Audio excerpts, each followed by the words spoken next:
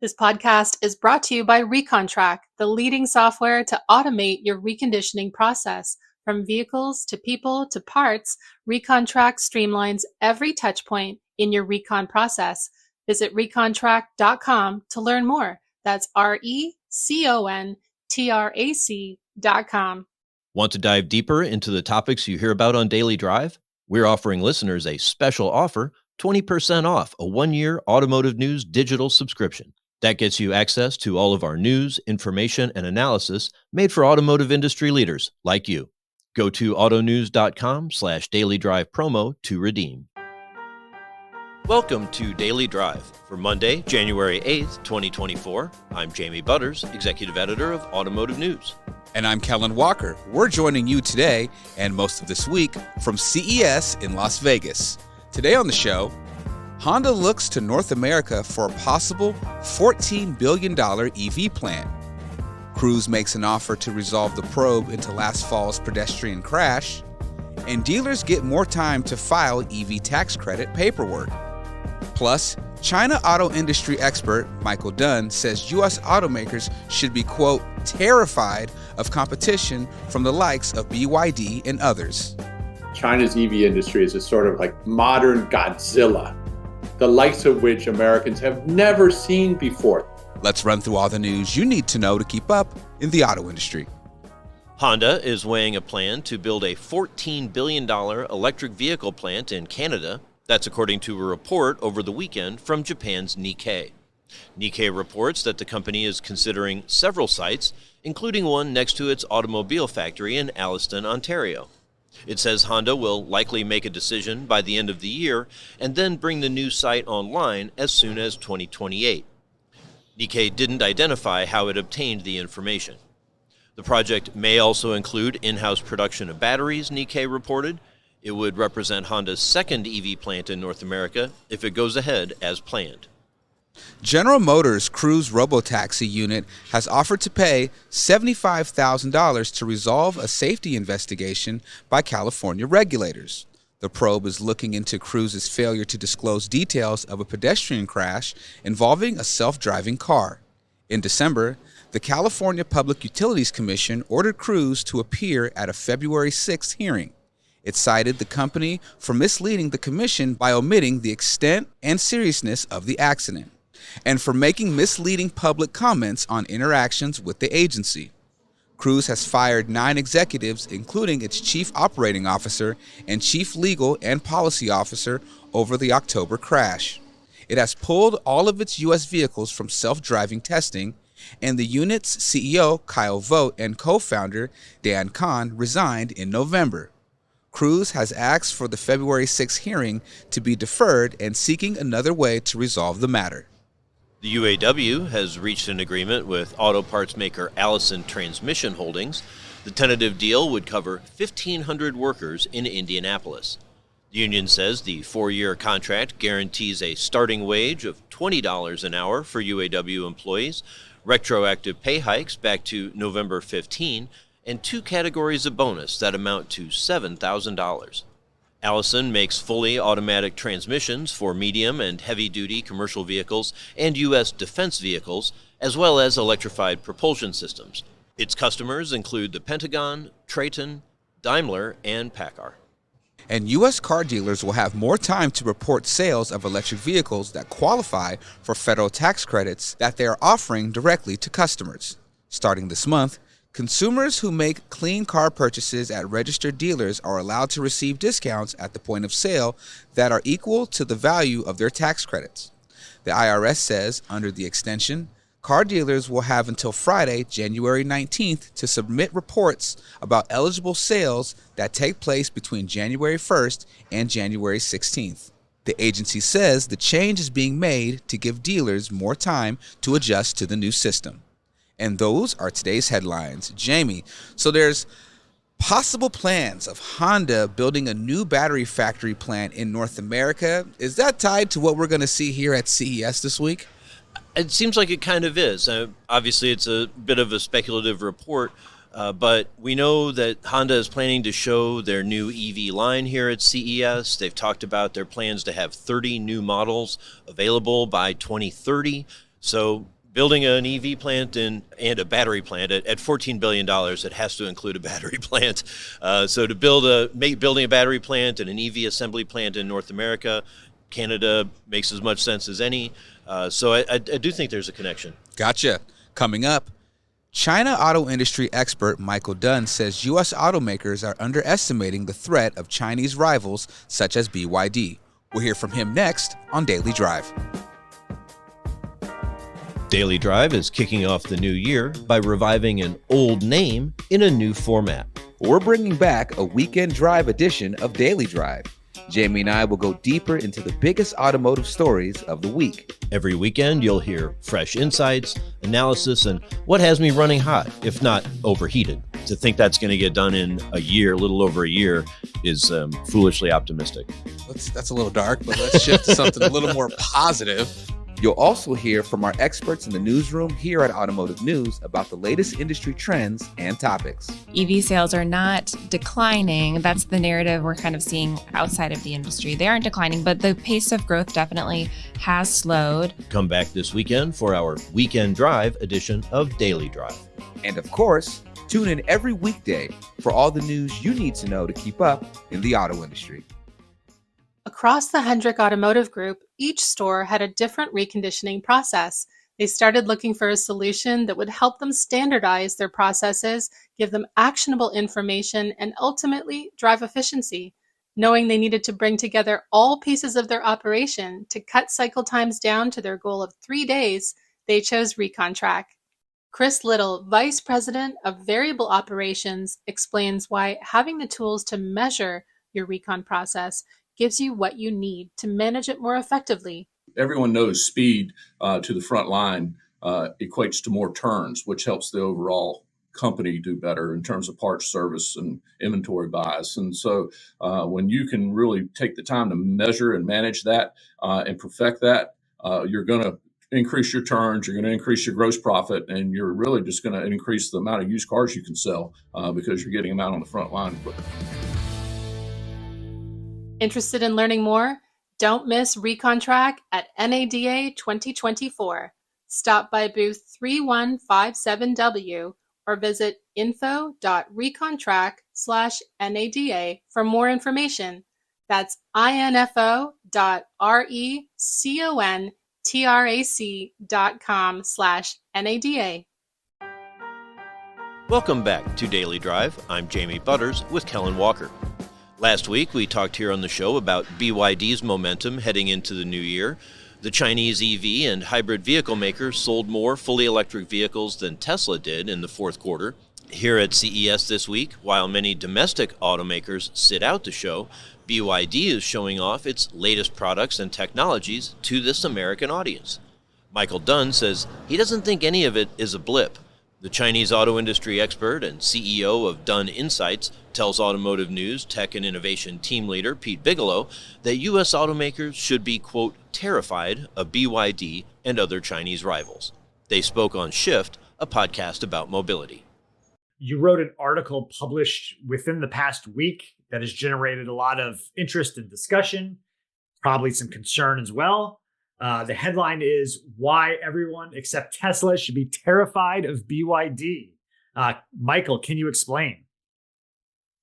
Look, we in Detroit, let's say we in Detroit, because I'm originally from Detroit, right? So we need to begin to understand that China's EV industry is a sort of like modern Godzilla, the likes of which Americans have never seen before. The size, the power, and maybe most important, the ambition. China will make, in retrospect, the Japanese and the Korean competition look like small potatoes by comparison. Now, the trick is, because we don't see cars on Detroit roads, on Chinese cars on Detroit roads in America, we tend to say, no, probably not. Here we go again, the boy who cried wolf. What do we have to be afraid of?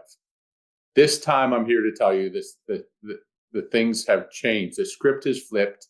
The Detroit Three used to be on the global offensive, including with massive joint ventures in China. That era is over. Jeep left China last year. Ford and GM sales are down by more than 50% since their peak in 2017 in China.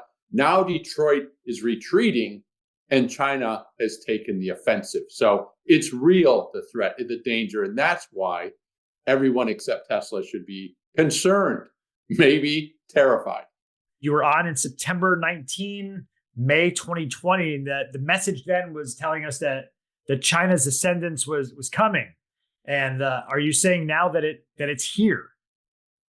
It has arrived, Pete, by many measures. Let's remind ourselves, China is the number one producer of vehicles worldwide by far, number one producer of electric vehicles, more than the rest of the world combined. And probably most significant, last year, China became the world's number one exporter, racing past Japan. So China shipped 5 million cars to markets worldwide, to more than 120 markets, basically to every market in the world except the United States.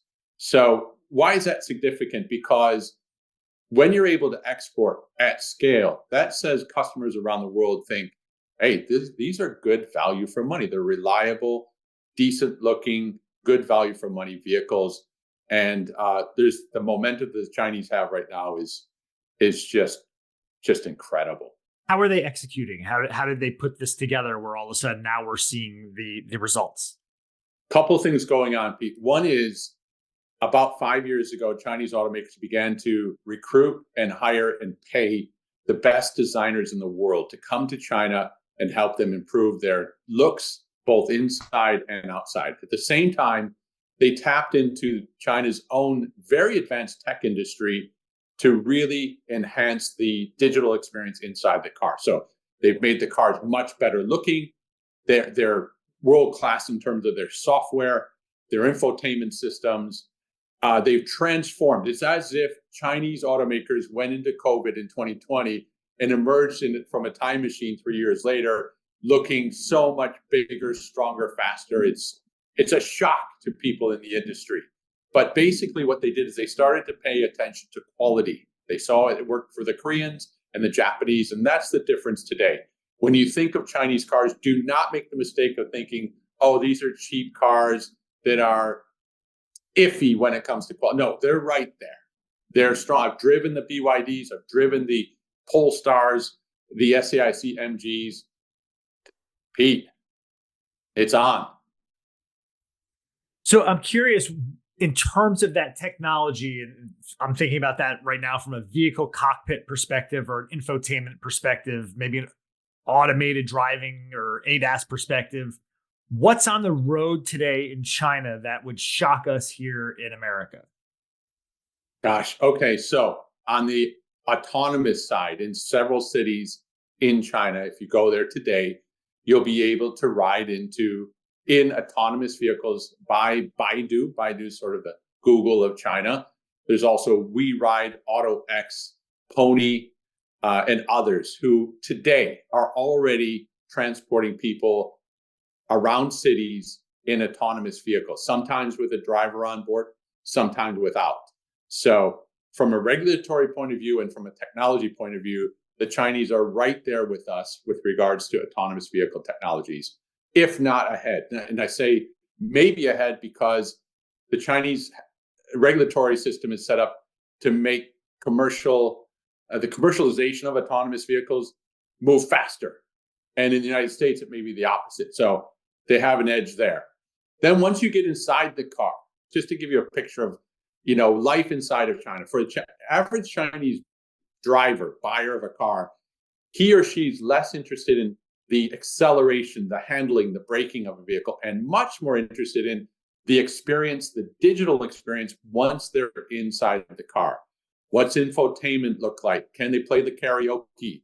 How easy is it to get to their next destination? Can they use voice command as well as touch screen? It's all happening. It's all live. And the Chinese tech sector has led this push into infusing China's auto industry with state-of-the-art, first-class digital experiences. So they're right there, if not ahead, in that regard too. And again, it's hard for us to conceive of that sitting in America, in Detroit, because we don't see the products on our roads yet. So if I put my shoes in the executive of a traditional automaker here in Detroit, emphasize for us, why does this matter? Why can't I just keep on making pickup trucks and SUVs that are profitable and kind of close my mindsets to that, international realm. Wouldn't that be nice? Wouldn't that be nice? Well, that's nice to think about, but the reality tells us a different story. And specifically at China, specifically within China, there's a price war going on. You may have read about it, ignited by Tesla about a year ago. So bottom line today, Chinese automakers at home make very, very little money, and they need to go global in order to be profitable. So in the last 18 months, we've seen them aggressively pushing into Europe. And today they're getting ready to enter the North American markets. They're already, get this, Pete, they're already the number one supplier of vehicles to the Mexican market. China supplies more vehicles to the Mexican market than anyone else. Talk about someone right on your doorstep. In 2024, we'll see the Chinese go into Canada. And yes, they are all getting ready. How do we play this exactly right? We want into the US market. We understand we're not really that welcome today, but we'll bide our time. We need the US market. We need the profits and the upside from the US market. So it's not as if, the Detroit Three can say, well, maybe they'll skip us. No, they won't. Michael, you mentioned that to this point, China is on the offensive in Europe, in Mexico, coming to Canada soon. What does it mean that, as you mentioned, they're not welcome here in the United States just yet? What does it mean that, so instead of being welcomed here, they've encircled and isolated the United States? And in a sense, have they already won a first round of competition here with US automakers in the way that they've approached that global market? You mentioned the word encircle, and I think that's really fitting. Mao Zedong famously said during the China's own civil war, he said, we're going to take the countryside and surround the cities. So if we apply that to our situation here today, the Chinese automakers are essentially occupying global markets from Africa to Southeast Asia, South America, places like Brazil, Middle East, Israel, now Europe, and their final prize is the US market. What's holding them up are a couple things. One is during the Trump administration, we put in place a 25% import duty on cars built in China. So that's one deterrent. But when I talk to the Chinese automakers, what really worries them most is what they call litigation. They find the United States to be a highly litigious society. They're not wrong about that, probably. And if they got into legal trouble at home, they can always work that out because they talk to the party and it gets smoothed out. And they can't get their mind around, wait a second, here in the United States, we could get into some serious regulatory issues with the federal government, with the state government, with our dealers. Wow, this is kind of overwhelming, and we're not that welcome. Political relations between the U.S. and China are at the all-time, 50 years. It hasn't been this bad in 50 years. Where do we step and not step on a landmine? So from a product point of view, they're extremely confident. When I talk to them, they say, no question, we're going to win market share and customers in the United States. But on the political regulatory front, they're really, really feeling out of sorts and sort of telling me that they won't do anything until after the next presidential election. Let the dust settle and see if there's some way for them to get in safely. Michael Dunne is CEO of Dunne Insights. He spoke with our own Pete Bigelow on Shift, a podcast about mobility. You can hear their full conversation on Shift wherever you get your podcasts.